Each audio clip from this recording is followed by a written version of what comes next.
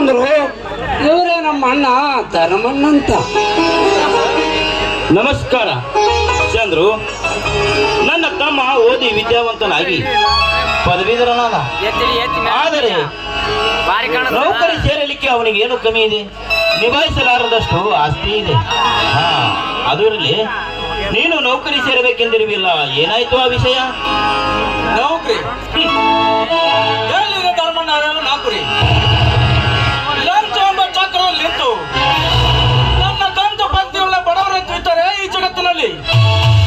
ಅಂದಾಗ ಅದು ನನ್ನಂತ ಬಡವರಿಗೆ ಕನಸಿನ ಮಾತು. ಹಣ ತುಂಬಿದ ಬ್ಯಾಗ್ ಮುಂದಿಡನೆ ನಾವು ಕೇಳಿದ ನೌಕರಿ.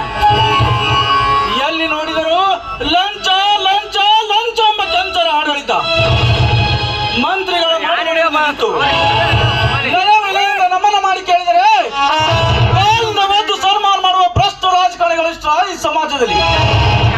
ಏನು ದಲಿತ ಜನ ನೌಕರಿಗಾಗಿ ಗಂಜಿ ಸೇವಿಸಿ ಹಣ ಸಂಪಾದಿಸಿ ಲಂಚ ತಂದು ಕೊಟ್ಟರೆ ಲಂಚ ತಿಂದು ಬಚ್ಚು ಬೆಳೆಸಿಕೊಂಡು ಮಂಚದ ಮೇಲೆ ಕುಳಿತು ಒಳಸಂಚು ನಡೆಸಿ ನೌಕರಿ ಕೊಡದ ಹೊರತುಪ್ಪ ಲುಚ್ಚ ಅಧಿಕಾರಿಗಳಿಷ್ಟಿಲ್ಲ ಈ ಸಮಾಜದಲ್ಲಿ. ಅಂದಾಗ ಇನ್ನಲ್ಲಿ ಬಡವನಿಗೆ ನೌಕರಿ ಸರ್? ಹೌದು ಚಂದ್ರು, ಬಡವ ಬಲ್ಲದವರಿಗೆ ನೌಕರಿ ಬೆಳಕು ಕೊಡುವ ದೇಶ. ಕಷ್ಟಪಟ್ಟು ವಿದ್ಯೆ ಕಲಿತರು ವಿದ್ಯಾವಂತರಿಗೆ ವಿದ್ಯೆ ಸಿಗುವುದಿಲ್ಲೆಂದರೆ ವಿದ್ಯಾವಂತ ನೋಡು ಅಶೋಕ್, ಈ ಭೂಮಿಯ ಮೇಲೆ ಹುಟ್ಟಿಸಿದ ದೇವರು ಹುಲ್ಲಂದು ಮೇಸರಲ್ಲೆಂದು ಹಿರಿಯರ ಹೇಳುವ ಮಾರ್ಗದಲ್ಲಿ ಜೀವನ ಸಾಗಿಸಲೇಬೇಕು. ಆದರೆ ಅಶೋಕ್, ನೀನು ನಿಜವಾಗಿ ತುಂಬಾ ಪುಣ್ಯವಂತ ಕಣೋ. ಏಕೆಂದರೆ ಈ ದೇವ ಮಂದಿರದಲ್ಲಿ ದೇವರಂತ ಅಣ್ಣನನ್ನು ಪಡೆದು ಸ್ನೇಹದ ಸಂಘದಲ್ಲಿ ನನಗೆ ಸಹಾಯ ಮಾಡಿ ನನ್ನನ್ನು ವಿದ್ಯಾವಂತನಾಗಿ ಮಾಡಿದ ನನ್ನ ಪಾಲಿನ ದೇವರು ಕಣೋ.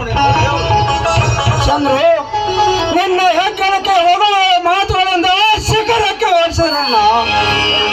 ಇವನ ಹೆತ್ತವನ ಯಾವುದೋ ದುಷ್ಟ ಚಂಚನ ಜಾಲಕ್ಕೆ ತುತ್ತಾಗಿ ಈ ಲೋಕದಿಂದ ಕಣ್ಮರೆಯಾದರು.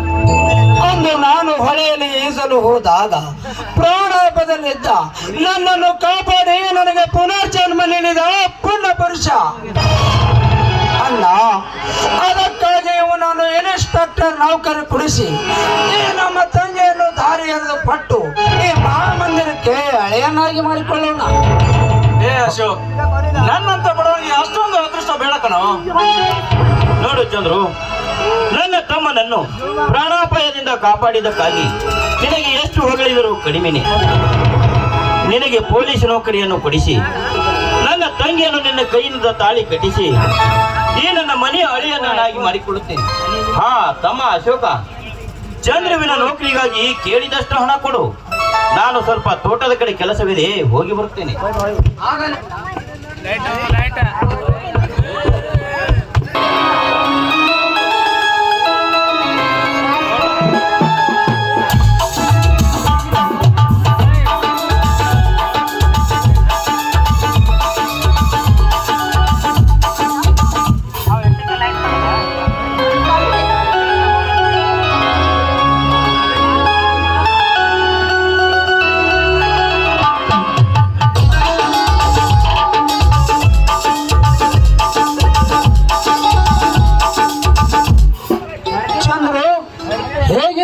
ತಂಗಿ ಮಾಡಿದ ಕಾಪಿ? ಅಶೋಕ್, ಕಾಫಿ ತುಂಬಾ ಚೆನ್ನಾಗಿದೆ ಕಣೋ. ನೋಡು ಚಂದ್ರು, ನನ್ನ ತಂಗಿ ಕಾಫಿ ಅಷ್ಟೇ ಅಲ್ಲ, ಪ್ರತಿಯೊಂದು ಅಡಿಗೆ ಮಾಡೋದ್ರಲ್ಲಿ ಎತ್ತಿದ ಕೈಯನ್ನು ನಮ್ಮ ಅಲ್ಲ. ಸಾಕು ಮಾಡನ್ನ ಈ ನಿನ್ನ ಹೊಗಳಿಕೆಯನ್ನು ಹೆಣ್ಣಾಗಿ ಹುಟ್ಟಿದ ಮೇಲೆ ಅಡಿಗೆ ಕೆಲಸ ಮಾಡುವುದು ಸಹಜ ತಾನೆ. ಚಂದ್ರು, ನನ್ನ ತಂಗಿ ಬಲು ತುಂಟಿ ಕಾಪಿ. ಹಾಗಾದರೆ ಚಂದ್ರು ಬಹಳ ದೂರದಿಂದ ಬಂದಿದ್ದಾನೆ. ಮೊದಲು ಊಟದ ಸಿದ್ಧತೆ ಮಾಡಮ್ಮ. ಅಣ್ಣ, ಊಟದ ಸಿದ್ಧತೆಯನ್ನ ನಾನು ಮಾಡಿದ್ದೀನಿ. ನೀನು ಊಟ ಮಾಡೋದಕ್ಕೆ ಬಾ, ಅವರನ್ನು ಕರೆದುಕೊಂಡು ಬಾರಲ್ಲ. ಅವರು